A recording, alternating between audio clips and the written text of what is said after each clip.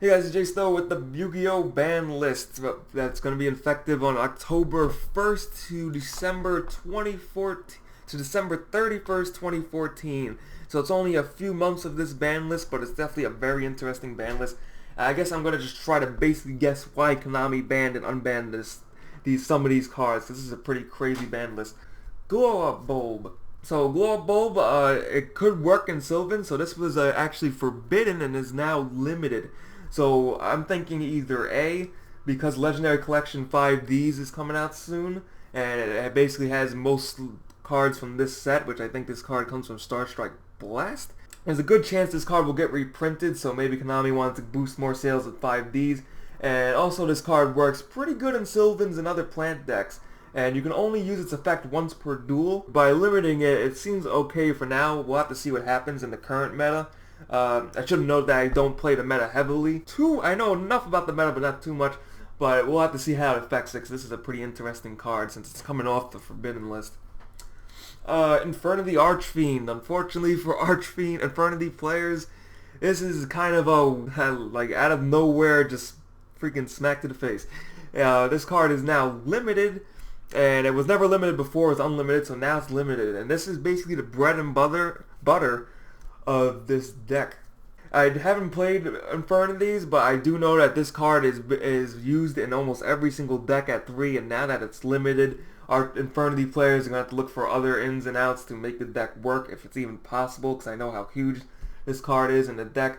So, I mean, I'll just have to see what happens in the future, but unfortunately, rest in peace, Infernity players for now.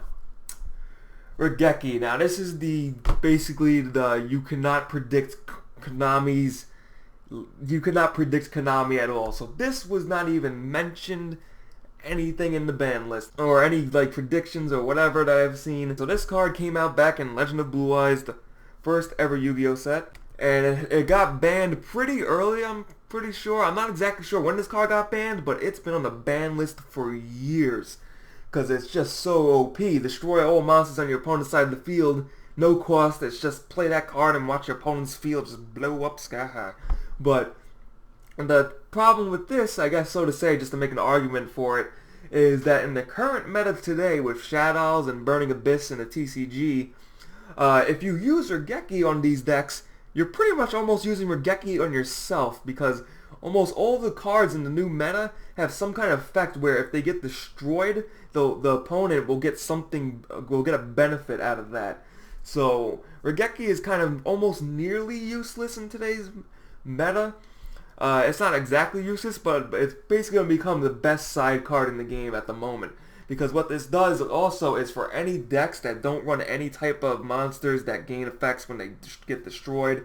Basically any like tier 2, tier 3 decks. Like for example, I'll just use Sylvans. If you play Regeki on Sylvans, those are the tree people. I like to call them the tree people. If you use Yugioh on Sylvans and you wipe out their entire field, they can't really recover from that. I mean, they probably could recover, but it's just really hard to get over.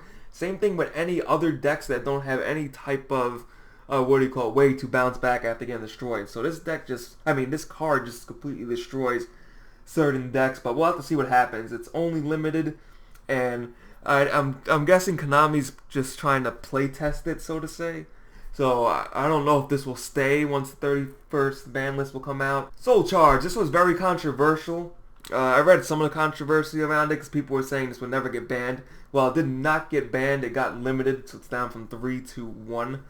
And what this card basically did is, I could see why it was limited, because while you can't conduct your battle phase, for 1,000 life points per monster, you could special summon a bunch of monsters. For example, let's use Lone Fire Blossom, which is a plant that you could tribute and then special summon as whatever plants you want from your deck, pretty much. So you could play like Soul Charge, pay like 2,000 life points, get 2 Lone Fire Blossoms, and then tribute those 2 for 2, let's say, Princess plant monsters that have pretty good effects. Just to use, like, I guess a very, very terrible example, but as you can see that this card just sounds broken, it seems broken, while it's not broken, it got limited anyway. Super Polymerization, this was pretty much just for Shadows because it's discard 1 card and then fusion from anywhere on the field, so if you have played Shadows or kept up with Shadows, you would probably know quickly that this is pretty broken. So it went from 3 to 1. Blackwing, Gale the Whirlwind. Now, this is interesting because it just seems like every single band list, the Blackwings get something back. It's like every band list almost. Or at least just to me, because I know my brother plays Blackwings and I get destroyed by them left and right. And it's like, I already get destroyed by them, but then more come, like, they get more unlimited by the day. Gale is the tuner and has the attack of monsters. This could be used actually in any deck, depending on what kind of decks you make. If you make fun decks, its effect is pretty good. But in Blackwings, it seems like Blackwings are slowly rising up the tiers. So it's just an interesting card to actually semi-limit. So this card went from 1 to 2. Ceasefire. So Ceasefire is pretty interesting. I did not expect this at all, but I could see maybe why, because its effect is flip all face down defense position monsters face up, but their flip effects are not activated at this time. Inflict 500 damage to your opponent for each face up effect monster on the field. So I'm not sure how this would work against Shadows, but I could see this being used maybe as a side for Shadows, because they get pretty awesome flip effects. But if you play Ceasefire, the opponent takes damage, and the flip effects are basically useless. So, not really sure how it will work in today's meta. It's definitely interesting to see that go from 1 to 2, but we'll see what happens. Gores. So this card is pretty much self-explanatory. The reason they probably semi-limited this is because of the new meta is so fast, but the new meta is just really overpowering. So Gores, since it can be used in almost any deck that doesn't rely on continuous spell cards or things in the field, it's just like a little boost to tier 3 deck. It's overall, I think it's good for the game. Transformation Prophecy. This is another interesting one. I didn't even know this card was actually limited, but now it's semi-limited. So I did not know that, but you could target 2 cards in the graveyard, shuffle those targets into the deck. So there's actually a bunch of cards that do that, but this card is non-specific. So while I don't see it impacting the meta a lot, it's definitely a useful card maybe in some decks. This is where, now we're in the unlimited, where Konami basically changed everything from some kind of limited to 3. So basically 1 to 3 or 2 to 3. And this card, Enthusiastic Beast, Wolfbur. It's in TCG, it's Coach Soldier Wolfbark. So this is where I'm kind of stumped, and I'm just like, why did they bring this to 3? So the only thing I can really come up with is 2 things. I'm just going to state them because otherwise I have no clue what I'm talking about. So A, Megaton sales. If Konami wants to boost their Megaton sales, this would be the card, I guess, to make to 3, because Cold Soldier Wolfbark used to be a super expensive card, but you would have to pull it from a Judgment of the Light box or Deluxe Edition to get it. But now, since it's also in the Megaton, most people are going to think, you know, why pay for a full box of Judgment of the Light to have a chance at Wolfbark when you can buy like maybe a smaller tin, still have a chance at Wolfbark, but get a bunch of awesome other cards. So this will boost the sales of Megatons most likely. As far as the meta, I'm not sure how Fire Fist will stand in the meta, but this makes 4-axis Fire Fist a lot stronger, because now we have 3 Wolfbarks, like right before he got limited, because there was like a short period of time where he was unlimited. I think it was like just as the pack came out, and it was only like for a month maybe.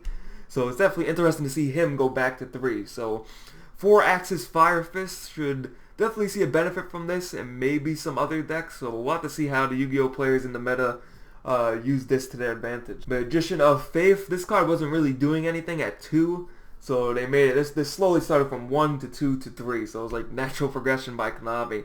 So now it's at 3. This card, I guess, gets the most use in spell books, so maybe they can make some fun decks, good decks around it, or maybe somebody can find some fun decks for Magician of Faith. But this is another card that started out in Legend of Blue Eyes, the original Yu-Gi-Oh series, and going back to all that nostalgia. And now it's at 3 for everybody's full use. Rhoda, or known as Reinforcements of the Armies, to 3.